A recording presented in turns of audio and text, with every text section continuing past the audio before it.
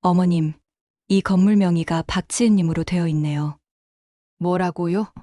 장례가 끝나고 저는 등기소에서 그 말을 들었습니다. 남편과 나의 건물엔 며느리 이름이 대신 적혀 있었죠. 그런데 이상했어요. 서명란엔 제 글씨가 있었거든요. 도대체 이게 어떻게 된 일일까요? 그날 이후 모든 게 달라졌습니다. 그땐 몰랐어요. 남편이 남긴 흔적이 제 삶을 완전히 바꿔놓을 줄은요. 지금부터 제 이야기를 들어보시겠어요? 구독과 좋아요 눌러주시면 여러분께도 좋은 일이 찾아올 거예요. 향 냄새가 가득했습니다. 검은 리본이 달린 사진 속에서 남편이 미소 짓고 있었어요. 살아있을 때와 똑같은 표정이었죠. 하지만 이제 그 미소는 영원히 액자 안에 갇혀버렸습니다. 장례식장 천장에서 희미하게 들려오는 종소리. 사람들의 낮은 위로 인사. 모든 게 멀게만 느껴졌어요. 삼가 고인의 명복을 빕니다. 힘내세요, 어머님. 고개를 숙이는 조문객들의 얼굴이 하나같이 흐릿했습니다. 누가 왔는지 뭐라고 했는지 기억나지 않았어요. 그저 검은 옷을 입은 사람들이 지나가고 또 지나갔죠. 아들 진우와 며느리 지은이가 내 옆에 서서 조문객들을 응대했습니다. 고맙습니다. 아버님이 좋아하셨을 거예요. 차분하고 정갈한 목소리였어요. 지은이는 나보다 훨씬 침착했죠. 아니, 침착해 보였어요. 장례 마지막 날 오후였습니다. 사람들이 하나둘 떠나갔고 장례식장은 텅 비어갔어요. 상조의 직원이 정리를 시작했습니다. 의자를 접고 화환을 치우고 남은 음식을 싸는 소리만 들렸죠. 그때였습니다. 한 직원이 조심스럽게 다가왔어요. 유족분이시죠? 네. 고인께서 미리 맡기신 겁니다. 직원이 건넨 건 갈색 봉투 하나였습니다. 크지도 작지도 않은 평범한 봉투. 하지만 묵직했어요. 안에 뭔가 들어있다는 게 느껴졌죠. 이게 뭔가요? 저도 잘 모릅니다. 다만 고인께서 장례 마지막 날 전달해달라고 하셨습니다. 직원은 그 말만 남기고 돌아섰어요. 봉투를 손에 쥐고 멍하니 서 있었습니다. 남편이 미리 맡겨둔 거라고요? 언제? 왜? 며느리 지은이가 다가왔어요. 어머니, 그게 뭐예요? 남편이 맡겨둔 거래. 그렇군요. 지은이의 표정이 잠깐 굳었습니다. 아주 짧은 순간이었지만 분명히 봤어요. 불안한 기색이었죠. 어머니, 제가 챙겨둘까요? 아니야. 내가 볼게. 네. 지은이는 더 이상 묻지 않았습니다. 하지만 그 눈빛이 왜 그렇게 낯설었는지 모르겠어요. 아들 진우는 장례를 마치자마자 다시 해외로 돌아갔어요. 회사 일 때문에 오래 머물 수 없다고 했죠. 집으로 돌아왔습니다. 장례식장에서 집까지 차로 30분. 창밖 풍경이 스쳐 지나갔지만 아무것도 보이지 않았어요. 현관문을 열고 들어섰어요. 남편의 신발이 그대로 있었습니다. 벗어둔 자리 그대로. 이제 그 신발은 영원히 그 자리에 있을 거예요. 거실 소파에 앉아 봉투를 무릎 위에 올려놓았습니다. 뜯어볼까 말까? 손이 떨렸어요. 그때 탁자 위에 놓인 약통이 눈에 들어왔습니다. 치매 초기 진단을 받고 복용하기 시작한 약이었죠. 약을 하나 꺼내 입에 넣었어요. 물 없이 삼켰습니다. 이제 좀 정신이 맑아졌네. 작년 이맘때였어요.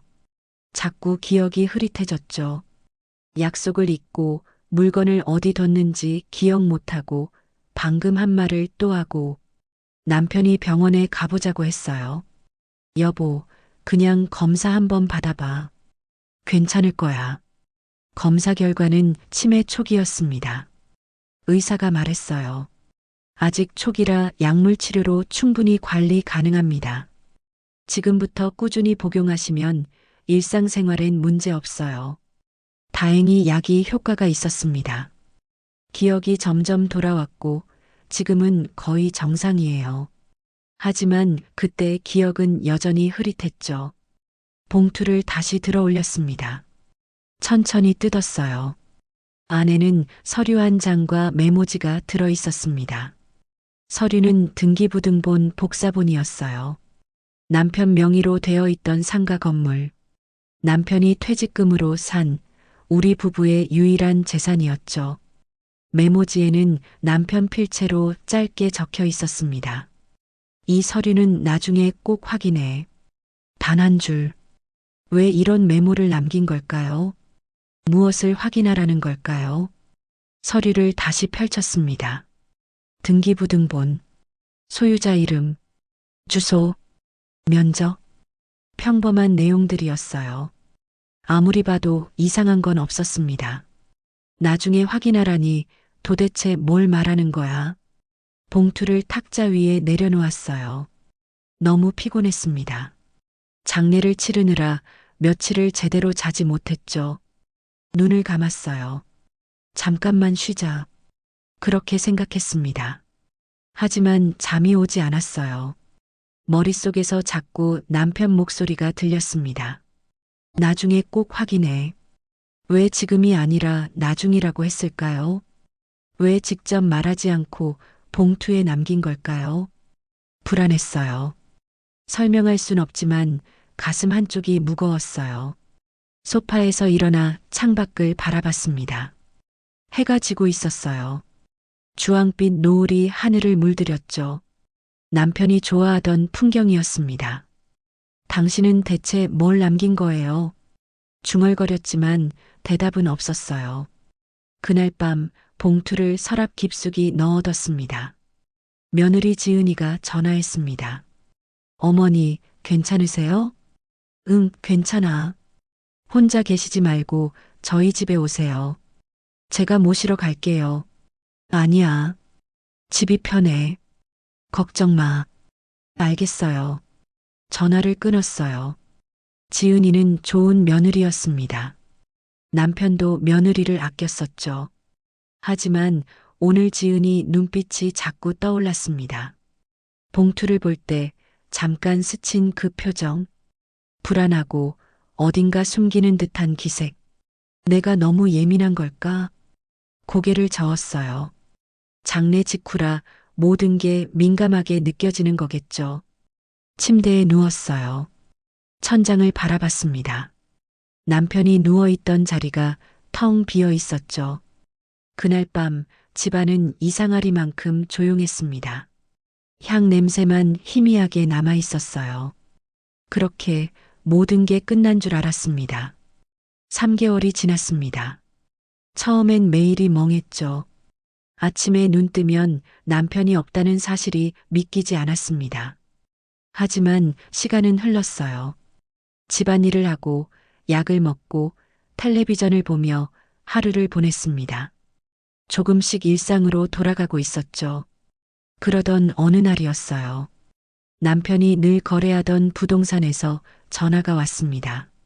어머님, 상가 관리 서류 정리 아직 안 하셨죠? 아, 그거요. 이제 해야죠. 네, 세금 정산도 있으니까요. 등기 이전까지 마무리하시면 좋습니다. 전화를 끊고 생각했어요.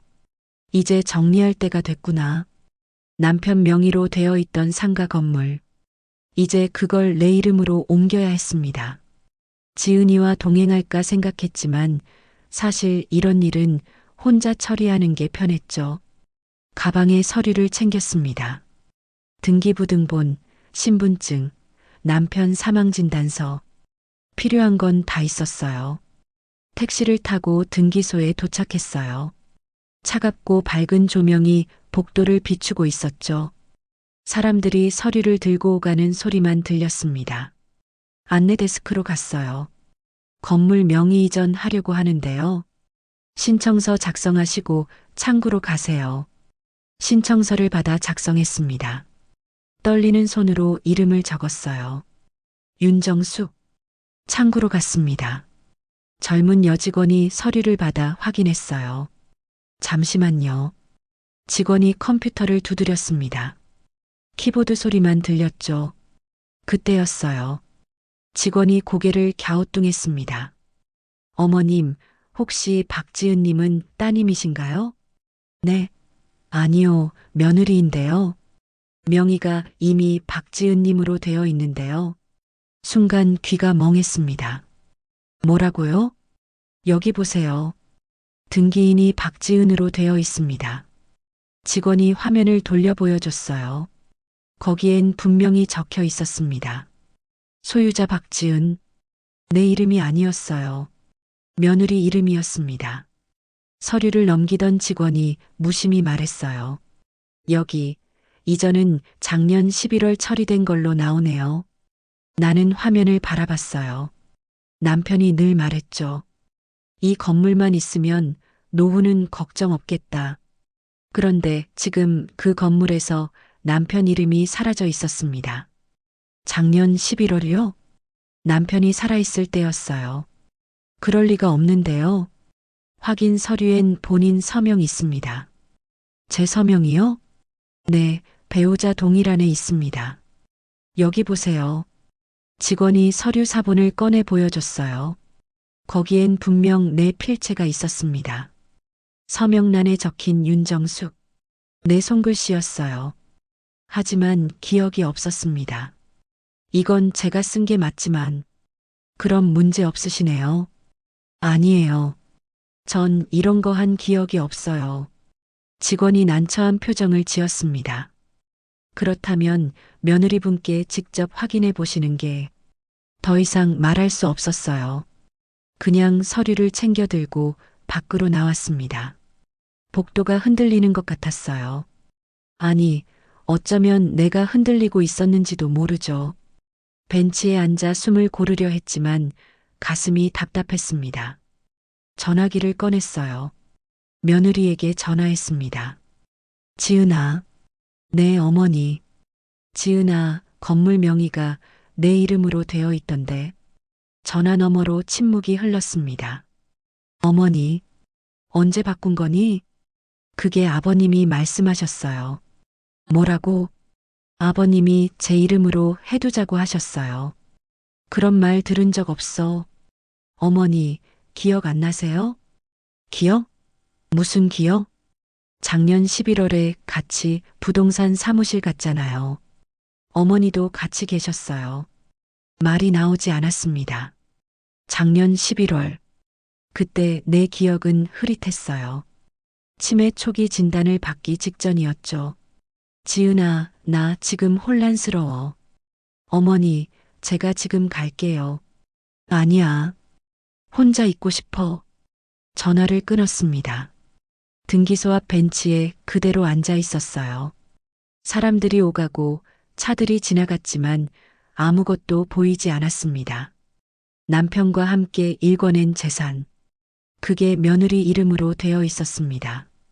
그리고 내 서명까지 있었어요. 내가 정말 서명했을까? 손끝이 저렸습니다. 종이에 내 이름이 적혀 있는데 그게 낯설게 보였습니다. 기억이 잘 나지 않았어요. 왜 며느리 이름으로 바꿨을까요? 가방에서 휴대폰을 꺼냈어요.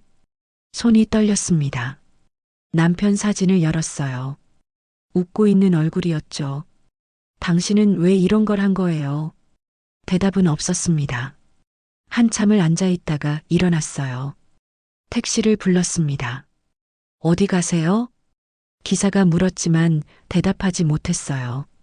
한참 뒤에야 주소를 말할 수 있었죠. 택시가 출발했습니다. 창밖 풍경이 흘러갔어요. 아파트, 상가, 사람들. 모든 게 낯설게 느껴졌습니다. 집에 도착했어요. 문을 열고 들어섰습니다. 텅 빈 거실이 나를 맞이했죠. 소파에 주저앉았어요. 머릿속이 복잡했습니다. 며느리의 말이 자꾸 맴돌았어요. 아버님이 말씀하셨어요. 기억 안 나세요? 정말 기억이 안 났어요. 하지만 그게 사실이라면 왜 남편은 내게 설명하지 않았을까요? 불안했습니다. 가방에서 서류를 꺼냈어요. 등기소에서 받아온 사본이었죠. 거기에 적힌 내 서명을 한참 바라봤습니다. 분명 내 필체였어요. 하지만 기억이 없었습니다. 내가 정말 이걸 썼을까? 그날 밤 잠들지 못했어요. 천장을 바라보며 생각했습니다. 며느리를 믿어야 할까요? 아니면 의심해야 할까요? 그날부터 모든 게 이상해졌습니다. 다음 날 아침 전화벨이 울렸습니다. 형님, 저예요. 명숙이요. 동서였어요. 응, 무슨 일이야? 형님, 혹시 오늘 시간 되세요? 잠깐 뵐 수 있을까요? 평소보다 목소리가 조심스러웠어요. 뭔가 할 말이 있는 듯 했죠. 그래, 집으로 와. 네, 곧 갈게요. 전화를 끊었습니다. 명숙이는 남편이 세상을 떠난 뒤로 가끔 안부를 물어오는 사람이었습니다. 예전엔 명절 때나 얼굴을 보던 사이였지만 요즘은 전화도 자주 하고 가끔 이렇게 찾아오기도 했죠. 1시간쯤 지나서 초인종이 울렸습니다. 문을 열자 명숙이가 과일 바구니를 들고 서 있었어요. 어머, 안 그래도 되는데. 아니에요. 그냥 왔어요. 거실로 들어와 앉았습니다. 차를 내왔어요. 명숙이는 찻잔을 받아들고 한참 말이 없었죠. 무슨 일 있어? 형님, 사실은요. 명숙이가 말을 꺼냈습니다. 요즘 동네에서 그런 얘기가 좀 돌아요. 무슨 얘기? 며느리 분 얘기요. 순간 가슴이 철렁했어요. 무슨 소리야? 부동산에 자주 들락거린다고 하더라고요. 아주버님 돌아가신 직후부터요. 그게 무슨 말이야? 저도 그냥 들은 건데요. 제 친구 남편이 부동산 하는데 거기서 봤다고 하더라고요. 형님네 건물 요즘 100억이 넘는다잖아요. 재개발 들어가면 더 오른다고 하던데. 100억? 형님 모르셨어요? 요즘 그 동네 땅값 장난 아니래요. 명숙이가 잠깐 망설이다 덧붙였습니다. 요즘 그 건물에 새 임차인 들어온다는 말도 있던데요. 새 임차인? 네. 형님은 모르세요? 모르는 얘기였어요. 혹시 이미 팔린 거 아니에요? 팔렸다니. 무슨 소리 하는 거야? 아니, 그냥 혹시나 해서요. 말문이 막혔어요. 명숙이는 더 이상 말하지 않았습니다. 하지만 그 눈빛이 말하고 있었죠. 형님, 조심하세요. 알겠어. 얘기 고마워. 형님, 제가 괜히 말한 거면. 아니야. 괜찮아. 명숙이는 더 머물지 않고 일어났어요. 형님, 힘내세요. 제가 또 올게요. 응. 명숙이를 배웅하고 문을 닫았습니다. 혼자 남았어요. 거실이 너무 조용했습니다. 며느리가 부동산에 들락거렸다고요? 새 임차인이 들어왔다고요? 나는 아무것도 몰랐는데요. 아들 진우는 여전히 싱가포르에 있었습니다. 장례식 때 잠깐 다녀간 게 전부였죠. 회사 일이 바빠 자주 올 수 없다고 했어요. 그래서일까요? 며느리 지은이가 더 가깝게 느껴졌던 건. 하지만 지금은 그 가까움마저 낯설게 느껴졌습니다. 어제 등기소에서 들은 말이 떠올랐습니다. 명의가 이미 며느리분으로 되어 있습니다. 그리고 명숙이의 말. 부동산에 자주 들락거렸다고 하더라고요. 이 모든 게 우연일까요? 머리가 지끈거렸어요. 약통을 꺼냈습니다. 손이 떨려 뚜껑을 여는데 한참 걸렸죠. 약을 삼키고 물을 마셨어요. 내가 정말 헷갈리는 걸까? 아니면 속고 있는 걸까? 중얼거렸지만 답은 없었습니다. 소파에 앉아 한참을 멍하니 있었어요. 그러다 문득 생각났습니다. 남편 책상. 남편은 중요한 서류를 항상 책상 서랍에 보관했어요. 혹시 거기 뭔가 남아있지 않을까요? 서재로 갔습니다. 남편 책상은 장례 이후 그대로였어요. 펜, 안경, 메모지 모두 그날 그대로 놓여 있었죠. 서랍을 열었습니다. 첫 번째 서랍엔 영수증과 메모지만 있었어요. 두 번째 서랍을 열었습니다. 서류 파일이 몇 개 보였어요. 하나씩 꺼내서 확인했죠. 은행 통장 사본, 보험 증서, 계약서, 종이 넘기는 소리만 들렸습니다. 그리고 그 아래에서 발견했습니다. 명의 이전 동의서 사본. 손이 떨렸어요. 서류를 꺼내 펼쳤습니다. 거기엔 분명히 적혀 있었어요. 소유자 박태수, 이전 대상자 박지은, 그리고 배우자 동일한 윤정숙, 내 필체로 적힌 윤정숙, 등기소에서 본 서명과 똑같았습니다. 이게 정말 내가 쓴 거야? 서류를 들고 한참 바라봤어요. 필체는 분명 내 것이었습니다. 서류를 탁자 위에 내려놓았어요. 방안을 천천히 둘러봤습니다. 당신은 대체 무슨 생각이었어요? 물었지만 대답은 없었습니다. 그날 밤 잠들지 못했어요. 침대에 누워 천장을 바라봤습니다. 명숙이의 말이 자꾸 떠올랐어요. 며느리 지은이의 목소리도 들렸죠. 아버님이 말씀하셨어요. 기억 안 나세요? 정말 기억이 안 났어요. 하지만 뭔가 이상했습니다. 창밖을 바라봤어요. 어둠 속에 희미하게 보이는 불빛들. 그중 하나가 며느리 집 방향이었죠. 그 애는 정말 남편이 시켜서 한 걸까? 혼자 중얼거렸습니다. 정적만 흘렀어요. 의심이 자라고 있었습니다. 처음엔 작은 씨앗이었죠. 하지만 이제 뿌리를 내리고 있었어요. 며느리의 모든 행동이 이상하게 느껴졌습니다. 왜 전화 목소리가 불안했을까요? 모든 게 의심스러웠어요. 눈을 감았습니다. 머릿속에서 자꾸 같은 질문이 맴돌았어요.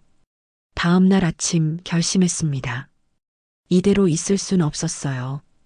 진실을 알아야 했죠. 며느리가 정말 남편의 뜻대로 한 건지 아니면 다른 이유가 있는 건지 법적으로 확인해야 했어요. 변호사에게 전화했습니다. 상담 예약하고 싶은데요. 어떤 건으로 오실 건가요?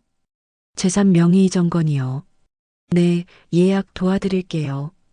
전화를 끊고 손을 내려다봤어요. 여전히 떨리고 있었습니다. 하지만 이젠 확인해야 했어요. 진실이 무엇이든. 변호사 사무실은 도심 한복판에 있었습니다. 유리문을 밀고 들어서자 차가운 바람이 얼굴을 스쳤어요. 대기실엔 서류 냄새가 났죠. 접수 데스크에서 이름을 말했습니다. 윤정숙입니다. 예약했어요. 네, 잠시만 기다려주세요. 소파에 앉아 가방을 무릎 위에 올려놓았어요. 안에는 등기부등본, 명의 이전 동의서 사본, 그리고 남편 사망진단서가 들어있었죠. 손이 떨렸습니다. 이제 진실을 확인하러 가는 거예요. 법적으로 문제가 있는지, 내가 정말 그 서명을 한 게 맞는지. 윤정숙님, 들어오세요. 변호사 사무실 문이 열렸습니다. 안으로 들어갔어요. 책장에 법률 서적이 가득했고 책상 위엔 서류가 정돈돼 있었죠. 중년의 남자 변호사가 자리에서 일어나 인사했습니다. 안녕하세요. 앉으세요. 네. 의자에 앉아 가방에서 서류를 꺼냈어요. 재산 명의 이전 건으로 상담받으러 왔습니다. 변호사가 서류를 받아 천천히 넘겼어요. 페이지 넘기는 소리만 들렸죠. 이것저것 사실관계, 가족관계에 관한 대화를 나누었어요. 변호사가 서류를 한 장 한 장 넘기다가 고개를 들었습니다. 박지은 씨는 따님이신가요? 아니요, 며느리예요. 아, 그렇군요. 변호사는 아무렇지 않게 고개를 끄덕였지만 그 말이 마음 한구석에 걸렸습니다. 한참을 보더니 고개를 들었습니다. 어떤 부분이 문제인가요? 제가 이 서명을 한 기억이 없어요. 하지만 여기 본인 서명과 인감이 다 있습니다. 맞아요. 제 필체도 맞고요. 하지만 기억이 안 나요. 변호사가 서류를 다시 봤어요. 명의 이전일이 작년 11월이네요. 네. 당시에 특별한 상황이 있으셨나요? 그때 기억이 흐릿했어요. 치매 초기 진단을 받기 직전이었습니다. 변호사가 잠깐 생각하더니 물었어요. 진단은 언제 받으셨나요? 그해 12월이요. 그럼 명의 이전은 진단 전이네요. 네. 그렇죠. 변호사가 펜을 들고 서류를 두드렸습니다. 법적으로는 문제가 없습니다. 네. 진단 전이라면 본인 의사로 간주됩니다. 서명과 인감이 있고 절차도 정상적으로 진행됐으니까요. 가슴이 철렁했어요. 하지만 전 정말 기억이 없어요. 그렇다 해도 법은 기억이 아니라 증거를 봅니다. 변호사 목소리가 차가웠어요. 아니, 차갑다기보단 냉정했죠. 고인께서 절세 목적으로 미리 이전하신 것 같습니다. 절세요? 네. 아드님이 해외에 계시다면 관리가 어려웠을 겁니다. 그래서 며느리분 명의로 하신 거죠. 그 말에 머릿속이 복잡해졌습니다. 그런데 왜 저한텐 말 안 했을까요? 그건 제가 알 수 없습니다. 다만 법적으로는 문제가 없어요. 변호사가 서류를 건네주며 말했습니다. 며느리분께서 당시 모든 절차를 동행하신 걸로 확인됩니다. 그렇군요. 혹시 이 부분을 문제 삼으시려면 당시 이미 치매 진단이 확정돼 있었다는 증빙이 필요합니다. 하지만 진단이 이후라면 번복은 어렵습니다. 목이 메었어요. 아무리 변호사 말이 맞아도 가슴은 납득하지 못했습니다. 법은 감정을 묻지 않았습니다. 증거만 봤죠. 내 기억이 흐릿했던 건 사실이에요. 하지만 그렇다고 해도 이해할 수 없었어요. 더 궁금하신 건 있으세요? 변호사가 물었지만 고개를 저었습니다. 아니요. 됐어요. 그럼 혹시 추가 상담 필요하시면 연락 주세요. 네. 자리에서 일어났어요. 서류를 가방에 넣고 사무실을 나왔습니다. 복도를 걸으며 창밖을 봤어요. 햇빛이 눈부셨지만 마음은 어두웠죠.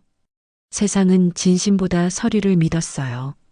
내 기억이 흐릿했다는 건 법 앞에선 아무 의미가 없었습니다.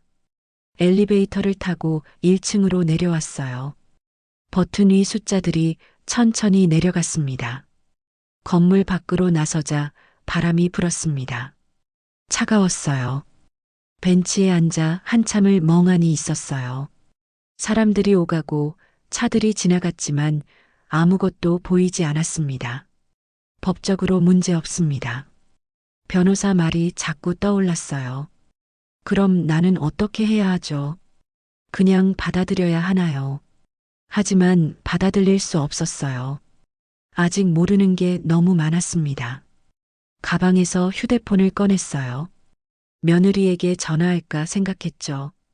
하지만 손가락이 움직이지 않았습니다. 뭐라고 말해야 할지 몰랐어요. 전화를 다시 가방에 넣었습니다. 집으로 돌아가는 길이 멀게만 느껴졌어요. 택시를 탔습니다. 창밖 풍경이 흘러갔죠. 건물, 나무, 사람들.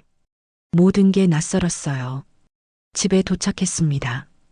변호사 말이 계속 맴돌았어요. 법은 감정을 판단하지 않습니다. 서명과 인감이 있다면 유효로 봅니다. 고인께서 절세 목적이었다면 그건 불법이 아닙니다. 그 모든 말이 차갑게 느껴졌어요. 하지만 한 가지는 확실했습니다. 법이 뭐라 하든 나는 진실을 알아야 했어요. 서류 위에 내 이름이 있었어요. 하지만 그건 내가 쓴 이름 같지 않았습니다. 그날 이후 나는 세상 모든 서류가 무서워졌어요. 하지만 포기할 순 없었습니다. 진실은 어딘가에 남아있을 거예요. 남편이 남긴 흔적이 분명 있을 겁니다. 그날 다시 남편 서재로 갔어요. 책상 서랍을 열고 책장을 뒤지고 상자를 열었습니다. 뭔가 있을 거예요. 남편이 남긴 단서가. 한참을 찾다가 책상 뒤 서랍에서 작은 상자를 발견했어요. 열어보니 USB가 하나 들어 있었습니다. 이게 뭐지? USB를 꺼내 들었어요. 손끝이 미세하게 떨렸습니다. 라벨엔 아무것도 적혀 있지 않았습니다. 하지만 직감적으로 알았어요. 이 안에 뭔가 있다는 걸. USB를 손에 쥐고 한참을 멍하니 있었습니다. 이 안에 뭐가 들어 있을까요? 남편이 남긴 흔적일까요? 남편이 쓰던 노트북을 켰어요. 모니터가 밝아지며 부팅음이 들렸습니다. 방 안에서 그 소리만 유난히 크게 느껴졌죠. USB를 꽂았어요. 딸깍. 작은 소리였지만 마음이 두근거렸습니다. 화면에 폴더가 하나 떴어요. 이름은 정숙에게. 손이 떨렸습니다. 마우스를 움직여 폴더를 열었어요. 안에는 영상 파일 하나가 있었죠. 2024년 10월 15일 녹화. 작년 가을이었어요. 남편이 돌아가기 석 달 전이었습니다. 영상을 재생했습니다. 화면이 깜빡이더니 남편 얼굴이 나타났어요. 서재였어요. 지금 내가 앉아있는 바로 이 자리였죠. 남편이 카메라를 보며 미소 지었습니다. 하지만 어딘가 피곤해 보였어요. 그리고 입을 열었습니다. 정수가 스피커에서 남편 목소리가 천천히 흘러나왔어요. 당신이 이걸 보고 있다면 내가 이미 곁에 없다는 거겠지. 가슴이 철렁했습니다. 할 말이 있어서 이렇게 남겨. 나중에 혼란스러울까 봐. 남편이 잠깐 말을 멈췄어요. 숨을 고르는 듯 했죠. 건물 명의를 지은이 이름으로 옮긴 거 이제 알았을 거야. 눈물이 났어요. 우리 셋이 같이 가서 한 일이야. 남편 목소리가 조금 떨렸습니다. 세금 때문이 아니야. 당신을 위해서야. 뭐? 혼자 중얼거렸지만 영상은 계속됐어요. 당신이 점점 기억을 잃어가는 걸 알았어. 자꾸 약속을 잊고 같은 말을 반복하고 처음엔 그냥 피곤해서 그런 줄 알았는데 아니더라고. 남편이 잠깐 눈을 감았어요. 병원 갔을 때 의사가 말했어. 치매 초기라고. 약물로 관리하면 괜찮을 거라고. 화면 속 남편이 한숨을 쉬었습니다. 그때 생각했어. 혹시라도 누가 당신을 속이면 어떡하지? 서류 하나로 재산을 빼앗기면 어떡하지? 남편 눈빛이 진지했어요. 그래서 서류는 지은이 이름으로 남겼어. 그게 그나마 너를 지킬 방법이라고 믿었거든. 당신 곁에 늘 있던 사람은 그 애뿐이었잖아. 진우는 멀리 있고 자주 오지도 못했으니까. 당신이 혼란스러울 때 곁에서 도와줄 사람. 난 지은이밖에 없다고 생각했어. 남편이 미소 지었어요. 지은이한테 말했어. 어머니가 혼란스러워 하시면 잘 곁에서 도와드려라. 내가 없어도 어머니 마음이 외롭지 않게. 그리고 덧붙였어. 건물은 잠시 내가 맡아도 괜찮다. 나중에 어머니께 돌려드리면 돼. 눈물이 멈추지 않았습니다. 당신이 이 영상 보고 있을 때쯤이면 지은이가 오해받고 있을 수도 있어.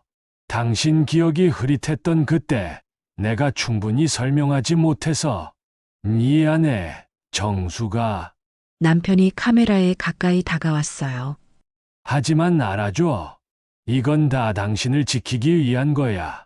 내가 없어도 당신이 안전하길 바랐어. 잠시 침묵이 흘렀습니다. 그리고 혹시 모를 오해가 생기면 서랍 깊은 곳에 봉투 하나 넣어뒀어. 지은이가 쓴 편지야. 그것도 꼭 읽어봐. 편지 봉투? 정수가, 사랑해. 평생 고마웠어. 미안하고. 남편이 손을 들어 카메라를 향해 흔들었어요. 안녕. 영상이 끝났습니다. 화면이 검게 변했어요. 그냥 멍하니 앉아 있었죠. 눈물이 뺨을 타고 흘러내렸습니다. 남편의 목소리가 귓가에 맴돌았어요. 당신을 위해서야 지키려고 한 거야. 그제야 알았습니다. 남편이 마지막까지 지키려 했던 게 돈이 아니라 나였다는 걸. 손으로 서랍 깊숙이 뒤지다 봉투 하나를 발견했습니다. 봉투 겉면에 적혀 있었어요. 어머니께 지은 올림. 며느리가 쓴 편지였어요. 봉투를 열까 말까 망설였습니다. 하지만 지금 당장 읽을 용기는 없었어요. 손이 떨렸고 눈물이 글씨를 가렸으니까 편지를 탁자 위에 내려놓았습니다. 창밖을 봤어요. 밤이 깊어가고 있었죠. 남편의 목소리가 자꾸 들렸습니다. 지은이는 믿을 만한 애야. 당신을 지키려고 한 거야. 그동안 나는 무엇을 했을까요? 며느리를 의심하고 법적으로 문제 삼으려 하고 동서명숙의 말에 휘둘렸죠. 하지만 진실은 여기 있었어요. 남편이 남긴 목소리 속에, 며느리가 쓴 편지 속에. 미안해, 지은아. 혼자 중얼거렸습니다. 그날 밤 편지를 읽지 못했어요. 하지만 알았어요. 내일은 며느리를 만나야 한다는 걸. 그리고 제대로 이야기를 들어야 한다는 걸. 컴퓨터를 껐습니다. 방이 다시 어두워졌어요. 하지만 마음속은 조금 밝아졌습니다. 남편이 남긴 사랑은 여전히 내 곁에 있었다. 그 사람은 미안하다는 말 대신 평생 나를 지키기 위한 말을 남겼습니다. 그제야 알았어요. 그가 마지막까지 지키려 했던 게 돈이 아니라 나였다는 걸. 다음 날 아침 며느리에게 전화했습니다. 지은아, 오늘 시간 있니? 네, 어머니. 무슨 일이세요? 집으로 와줄래? 할 얘기가 있어. 전화 너머로 잠깐 침묵이 흘렀어요. 알겠습니다. 곧 갈게요. 전화를 끊었습니다. 거실을 천천히 정리했어요. 소파 쿠션을 펴고 탁자를 닦았죠. 손이 떨렸지만 움직이는 게 마음을 가라앉히는데 도움이 됐습니다. 차를 준비했어요. 지은이가 좋아하는 국화차였죠. 찻잔을 꺼내며 문득 생각했습니다. 며칠 전까지만 해도 이 아이를 의심했는데 1시간쯤 지나 초인종이 울렸습니다. 심호흡을 한 번 하고 문을 열었어요. 며느리 지은이가 서 있었습니다. 얼굴은 창백했고 눈가엔 피곤한 기색이 역력했어요. 표정은 조심스러웠죠. 들어와. 네. 지은이가 현관에 들어섰습니다. 신발을 벗으며 고개를 숙였어요. 평소보다 더 작아 보였죠. 거실로 안내했어요. 소파에 마주 앉았습니다. 지은이는 가방을 무릎 위에 올려놓고 손을 꼭 모았어요. 손가락 끝이 하얗게 질려 있었습니다. 얼마나 긴장했는지 알 수 있었죠. 차 마실래? 괜찮아요, 어머니. 아니야. 내가 좋아하는 국화차 준비했어. 찻잔을 건넸습니다. 지은이는 두 손으로 조심스럽게 받아들었어요. 침묵이 흘렀습니다. 거실 시계 초침 소리만 들렸어요. 똑딱, 똑딱. 그 소리가 유난히 크게 느껴졌습니다. 무엇부터 말해야 할지 몰랐어요. 하지만 시작해야 했죠. 지은아. 네. 지은이가 고개를 들었습니다. 눈빛이 불안했어요. 어제 남편이 남긴 영상 봤어. 지은이가 잠깐 숨을 멈추는 것 같았습니다. 찻잔을 든 손이 미세하게 떨렸어요. 다 보셨어요? 응. 다 봤어. 지은이 눈에 눈물이 고였습니다. 그럼 이제 조금은 이해가 되셨나요? 나는 천천히 고개를 끄덕였습니다. 응. 남편이 왜 그랬는지 이제 알겠더라. 다행이에요. 지은이 목소리가 떨렸습니다. 찻잔을 탁자 위에 내려놓더니 손으로 얼굴을 가렸어요. 어깨가 미세하게 떨렸죠. 지은아. 네. 미안해. 그동안 너를 의심하고 변호사까지 찾아가고. 아니에요, 어머니. 지은이가 손을 내리며 고개를 저었습니다. 눈가가 붉어져 있었어요. 어머니가 그러실 수밖에 없었어요. 저였어도 그랬을 거예요. 아니야.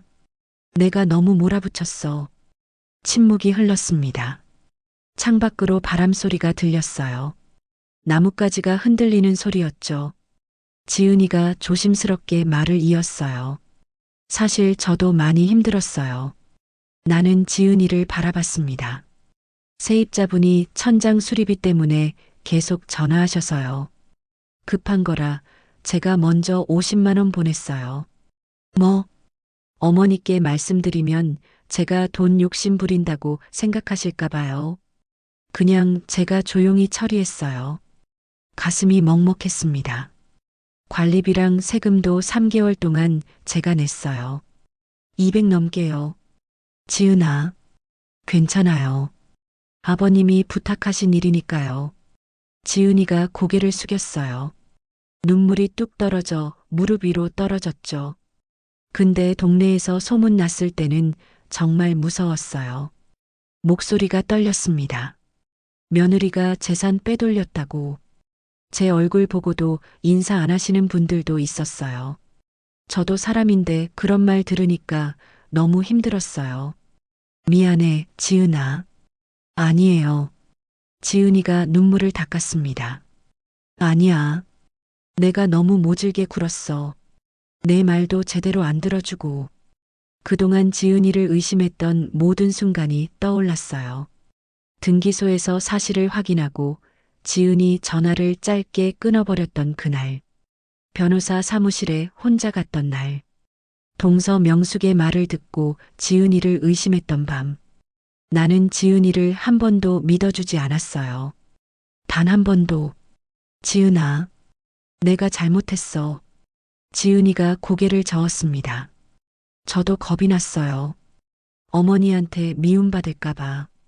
그래서 설명할 타이밍을 자꾸 놓쳤어요. 두 사람 모두 침묵했어요. 거실 시계 소리만 들렸습니다. 한참 뒤에 나는 입을 열었어요. 지은아, 남편이 영상에서 그러더라. 서랍에 내가 쓴 편지가 있다고. 네. 언제 쓴 거니? 아버님 돌아가시기 전에요. 병원에서 아버님이 저한테 편지를 써달라고 하셔서. 그랬구나. 지은이가 잠깐 말을 멈췄어요. 눈물을 참는 듯 했죠. 아버님이 그러셨어요. 어머니가 혼란스러워 하실 거라고. 그래서 제 마음을 편지로 써두라고. 아직 안 읽었어. 네, 알아요. 지은이가 조용히 말했어요. 천천히 읽어보세요. 제 진심을 담았어요. 어머니를 원망하지 않는다는 것도요. 그 말에 눈물이 났습니다. 나는 손을 뻗어 지은이 손을 잡았습니다. 작고 따뜻했어요. 손끝이 차가웠죠. 얼마나 긴장했는지 알 수 있었습니다. 고마워, 지은아.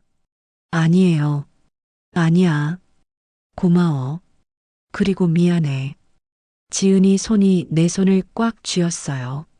어머니, 저도 죄송해요. 제가 말을 제대로 못했어요. 더 먼저 설명드렸어야 했는데. 아니야. 넌 잘했어. 내가 할 수 있는 최선을 다한 거야. 두 사람은 한참을 그렇게 손을 잡고 있었습니다. 말은 없었지만 마음은 통했어요. 그날 처음으로 알았습니다. 진실은 멀리 있지 않았다는 걸. 믿지 못했던 사람 안에 남편의 사랑이 남아 있었다는 걸. 창밖으로 햇빛이 들어왔어요. 따뜻한 빛이 거실을 채웠습니다. 지은이 얼굴에도 그 빛이 비쳤어요. 눈물 자국이 있었지만 얼굴엔 조금씩 평온함이 돌아오고 있었죠. 지은이가 조용히 말했어요. 어머니, 이제 괜찮으시죠? 응, 괜찮아. 다행이에요. 정말 다행이에요. 지은이가 미소 지었습니다. 오랜만에 보는 편안한 미소였어요. 나도 미소 지었습니다. 오랜만에 마음이 편안했어요. 무거운 짐을 조금 내려놓은 기분이었죠. 오해는 조금씩 풀리고 있었습니다. 지은이가 돌아간 후 집은 다시 조용해졌습니다. 거실에 혼자 앉아 창밖을 바라봤어요. 남편이 남긴 영상이 떠올랐습니다. 서랍 깊은 곳에 봉투 하나 넣어뒀어. 지은이가 쓴 편지야. 그것도 꼭 읽어봐. 자리에서 일어나 서재로 갔습니다. 남편 책상 앞에 섰어요. 지은이가 쓴 편지 봉투를 다시 잡았어요. 천천히 봉투를 뜯었습니다. 안에는 편지지 한 장이 들어 있었어요. 소파에 앉아 편지를 펼쳤습니다. 며느리의 글씨가 또렷했죠. 어머니께 아버님이 제게 부탁하셨습니다. 어머니 곁에서 지켜드리라고요. 제가 할 수 있는 일은 다 하겠습니다. 건물 관리도 생활의 작은 일들도 모두 어머니와 상의하며 함께 결정하겠습니다. 혹시 제 이름으로 된 명의가 불편하시다면 언제든 어머니 뜻대로 다시 돌려드릴게요. 저는 그저 아버님이 남기신 말씀을 지키고 싶을 뿐입니다. 부디 믿어주세요. 지은 올림. 그 안에 담긴 진심이 느껴졌어요. 눈물이 났습니다. 며느리는 끝까지 남편의 부탁을 지키려 했던 거예요. 혼자서 아무 말 없이 한참을 그렇게 앉아 있었어요. 그날 밤은 깊었습니다. 다음 날 아침 일찍 전화벨이 울렸습니다. 어머니, 저예요. 지은이 목소리였습니다. 응, 무슨 일이야? 어제 말씀드리지 못한 게 하나 있어서요. 뭔데? 제가 직접 가져다 드리고 싶어서요. 지금 가도 될까요? 그래 와. 1시간쯤 지나 초인종이 울렸습니다. 문을 열자 지은이가 서 있었어요. 손에 새로운 봉투를 들고 있었죠. 어머니, 이거예요. 봉투를 건넸습니다. 겉면에 남편 필체로 적혀 있었어요. 정숙에게 남편. 손이 떨렸습니다. 이건 언제? 아버님이 돌아가시기 전날 밤에 쓰신 거예요. 지은이 목소리가 떨렸습니다. 제가 병원에 갔을 때 저한테 주시면서 나중에 어머니께 꼭 전해드리라고 하셨어요. 그랬구나. 봉투를 받아들었어요. 천천히 읽어보세요. 저는 이만 갈게요. 고마워, 지은아. 지은이가 미소 지으며 돌아갔습니다. 혼자 남았어요. 소파에 앉아 봉투를 무릎 위에 올려놓았습니다. 한참을 그냥 바라만 봤어요. 봉투를 열 용기가 나지 않았죠. 남편이 마지막으로 남긴 글. 무슨 말이 적혀 있을까요? 심호흡을 한번 하고 천천히 봉투를 뜯었습니다. 안에는 편지지 2장이 들어 있었어요. 남편 필체였습니다. 조금 떨린 글씨였지만 또렷했죠. 편지를 펼쳤습니다. 정수가 첫 줄부터 눈물이 났어요. 읽기 시작했습니다. 이 편지를 읽는다면 나는 이미 당신 곁에 없겠지. 미안해. 손이 떨렸습니다. 살아오며 많은 걸 후회했지만 너와 함께한 세월만은 후회하지 않는다. 글씨가 눈물에 번졌어요. 내가 혹시라도 세상에 다치지 않도록 내가 할 수 있는 걸 미리 해두었다. 설명이 늦어 너를 혼란스럽게 했다면 용서해줘. 남편 목소리가 들리는 것 같았습니다. 그게 내 마지막 책임이었으니까. 편지지를 넘겼습니다. 눈물이 멈추지 않았습니다. 당신이 웃는 모습을 지키고 싶었어. 당신이 안전하길 바랐어. 내가 없어도. 목이 메었습니다. 너무 미안해하지 말고 가끔 하늘 보며 웃어줘. 그 웃음이 내가 가장 좋아하던 너의 얼굴이니까. 사랑했다. 정수가. 평생 고마웠다. 당신 남편, 태수. 편지를 다 읽었습니다. 손에서 편지가 떨어질 뻔했어요. 얼굴을 손으로 가렸습니다. 울음이 터져 나왔죠. 남편은 끝까지 나를 생각했어요. 편지를 가슴에 안았습니다. 한참을 그렇게 울었어요. 시간이 얼마나 지났을까요? 전화벨이 울렸습니다. 화면을 보니 동서 명숙이었어요. 눈물을 닦고 전화를 받았습니다. 여보세요. 형님, 저예요. 응. 형님, 그날 제가 괜히 말 많이 했죠?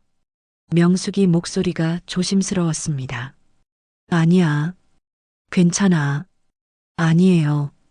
제가 지은이를 의심하게 만들었어요. 죄송해요, 형님. 명수가, 그건 내 잘못이 아니야. 그래도 죄송해요. 응, 다 이해했어. 다행이에요. 형님이 편해지셨으면 좋겠어요. 고마워. 전화를 끊었습니다. 창밖을 봤어요. 햇빛이 따뜻했습니다. 남편 편지를 다시 펼쳤어요. 마지막 문장을 천천히 읽었죠. 가끔 하늘 보며 웃어줘. 미소가 지어졌습니다.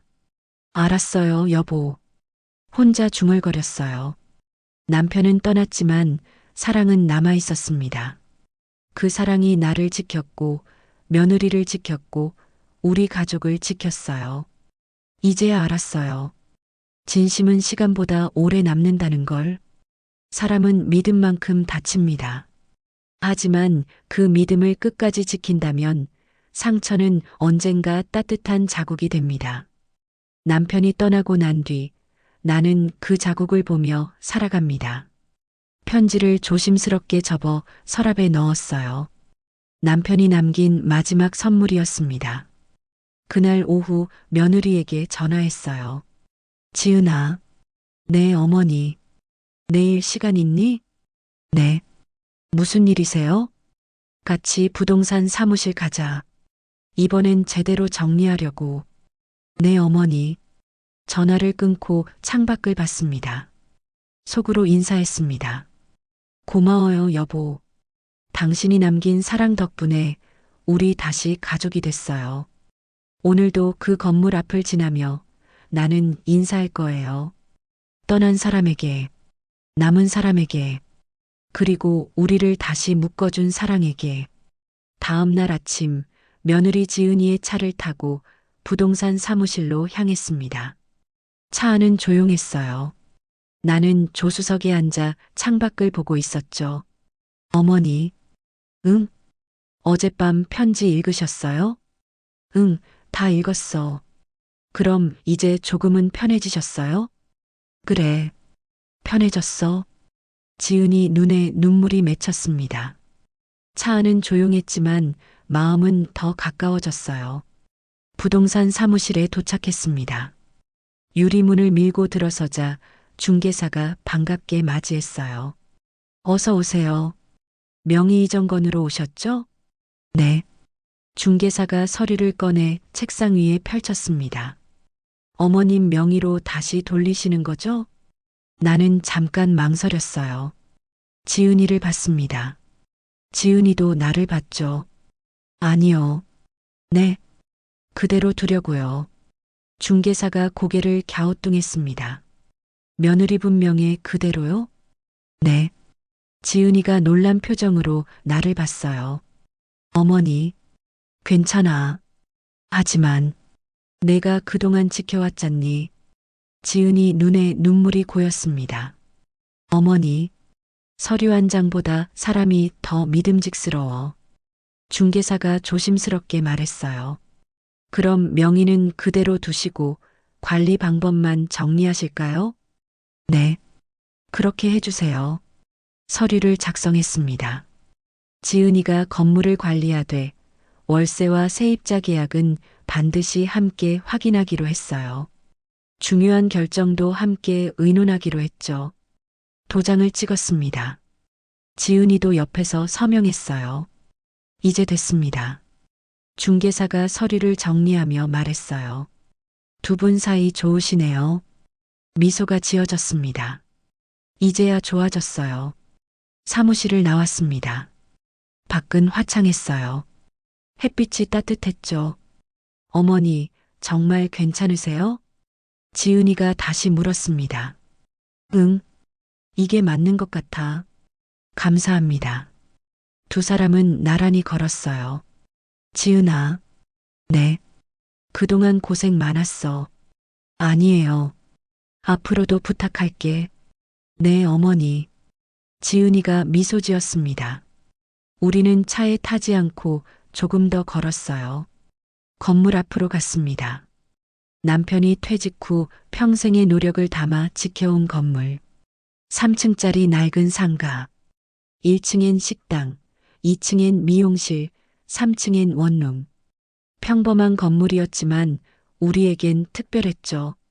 아버님이 참 좋아하셨던 곳이에요. 지은이가 말했습니다. 그러게. 매일 아침 이 앞을 지나가며 인사하시곤 했지. 저도 봤어요. 아버님이 건물 보며 미소 지으시던 거. 그랬구나. 두 사람은 나란히 건물을 바라봤습니다.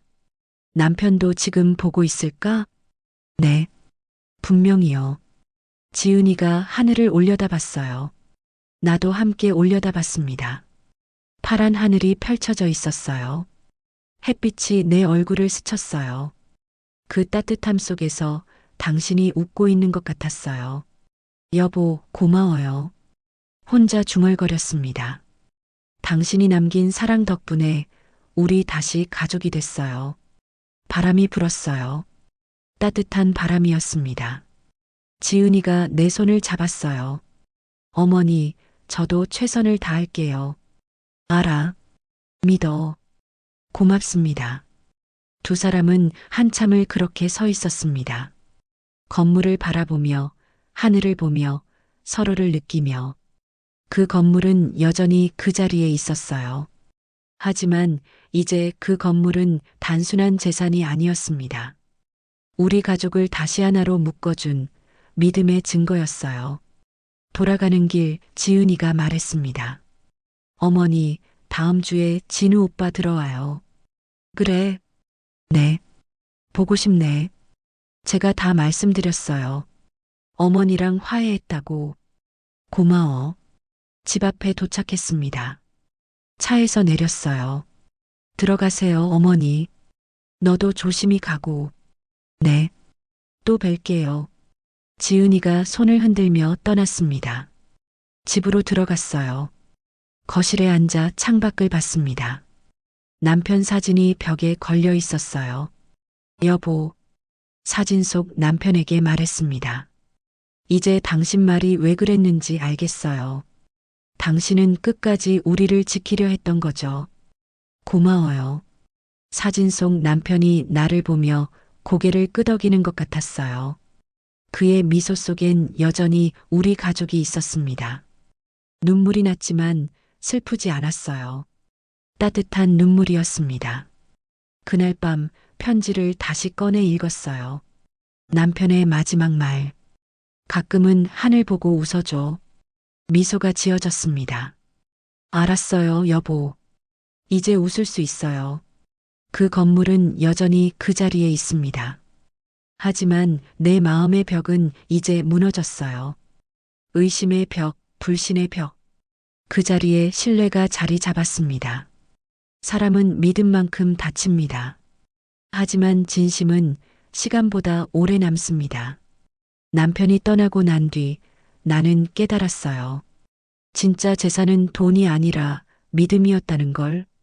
서류보다 강한 건 사람의 마음이었다는 걸. 그리고 그 믿음이 우리 가족을 다시 세웠습니다. 하늘을 보고 미소 지을 거예요. 떠난 사람에게 인사하며 남은 사람과 함께 걸으며 그리고 우리를 다시 묶어준 사랑을 기억하며 진실은 때로 멀리 있는 것 같지만 언제나 가까운 곳에 있었습니다. 사랑하는 사람 안에, 믿음 안에, 그리고 함께하는 오늘 안에. 그래서 오늘도 나는 믿음이라는 이름의 사랑을 지켜가며 살아갑니다. 마음이 잠시 흔들렸던 하루, 그 속을 다독여드리는 이야기로 또 찾아뵙겠습니다. 오늘의 사연이 마음에 남으셨다면 소중한 분과 함께 나눠주세요. 여러분의 구독과 좋아요는 다음 이야기를 이어가는 큰 힘이 됩니다. 그리고 댓글로 어디서 보고 계신지, 어떤 장면이 마음에 닿았는지 들려주세요. 여러분의 한마디가 또 다른 이야기를 피우게 합니다. 폭풍 사연이었습니다.